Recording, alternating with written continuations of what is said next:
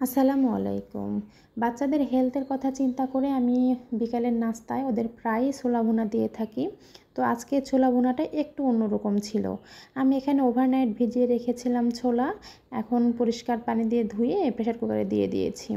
দিয়ে দিচ্ছি 2টা টমেটো কুচি এবং একটা আলু, বড় সাইজের আলু ছিল এটি, কুচি করে নিয়েছি। দিয়েছি আপনার পরিমাণ মতো কাঁচামরিচ কুচি। আজকে আগেই বলেছি আমি যে একটু অন্য স্টাইলে ছোলা ভুনা করছি। তো দেখতে পাচ্ছেন আমি দিয়ে দিলাম মসুরের ডাল। এই মসুরের ডাল দিয়ে ছোলা ভুনা করলে কিন্তু খুবই সুন্দর একটি টেস্ট আসে ছোলা ভুনার মধ্যে। তো দিয়ে দিলাম পরিমাণ মতো পেঁয়াজ কুচি। এখন দিচ্ছি লবণ, হলুদ এবং মরিচের গুঁড়া। এখানে ছোলা ভুনার মোস্ট ইম্পর্ট্যান্ট ইনগ্রেডিয়েন্ট হচ্ছে গরম মশলার গুঁড়া। অবশ্যই ছোলা ভুনায় গরম মশলা ব্যবহার করবেন, এতে করে ছোলার টেস্ট অনেকটাই বেড়ে যায়।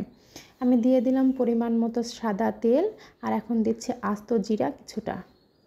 বাটা মশলার মধ্যে ছিল এখানে আদা, রসুন, জিরে একসাথে পেস্ট, সেটিও 1 টেবিল চামচ পরিমাণ আমি দিয়ে দিয়েছি। পরিমাণ মতো পানি দিয়ে একটি খুন্তির সাহায্যে আমি নাড়িয়ে দেব। এই তো আমার সব মশলা মেশানো শেষ। এখন আমি প্রেসার কুকারের ঢাকনা লাগিয়ে 4-5টা সিটি দিয়ে পাশে রেখে দিচ্ছি।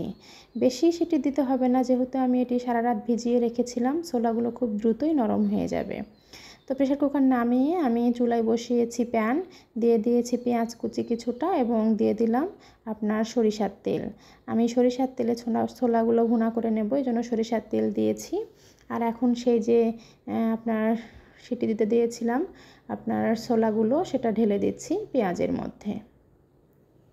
দেখতেই পাচ্ছেন ভিউয়ার্স যে আমি কিন্তু ছোলাগুলো এখনও নাড়াচাড়া করিনি, তাতেও কতটা গ্রেভি দেখাচ্ছে। কি কারণে বলুন তো? ওই যে মসুর ডাল দিয়েছিলাম এজন্য। আমার কাছে ফ্রেশ আপনার ধনিয়া পাতা ছিল না, এজন্য ফ্রোজেন ধনিয়া পাতা দিয়ে দিলাম। দেওয়ার পর অনবরত নাড়তে থাকছি যেন সবগুলো ধনিয়া পাতা ছোলার সাথে মিশে যায় এজন্য। আর খুবই সুন্দর ফ্লেভার বেরিয়েছে এই মসুর ডাল এবং গরম মশলা দেওয়ার কারণে। এখন আরেকটু দিয়ে দিচ্ছি গরম মশলা, যেহেতু ওটা শুরুতে দিয়েছিলাম। ফ্লেভার কিছুটা হলেও কমে গেছে, তো ফ্লেভারটা এনহ্যান্স করার জন্য আরেকটু দিয়ে দিলাম গরম মশলা।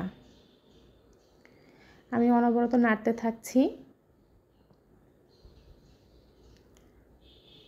আমার কাছে মনে হয়েছিল যে লবণ একটু কম হয়েছে, তো আমি আরেকটু লবণ অ্যাড করে দিলাম। লবণ দিয়ে লবণটা মিশিয়ে নেওয়া পর্যন্ত অপেক্ষা করছি, কেননা আমার ছোলা ভুনা প্রায় শেষ। আর ফাইনালি আমার ছোলা ভুনা হয়ে গেছে। এখন আমি সার্ভ করে নিয়েছি। উপর থেকে দিয়ে দিয়েছি কিছুটা পেঁয়াজ কুচি এবং শসা কুচি। এভাবে ছোলা ভুনা করলে মুখে একদম স্বাদ লেগে থাকে। ট্রাই করবেন প্লিজ।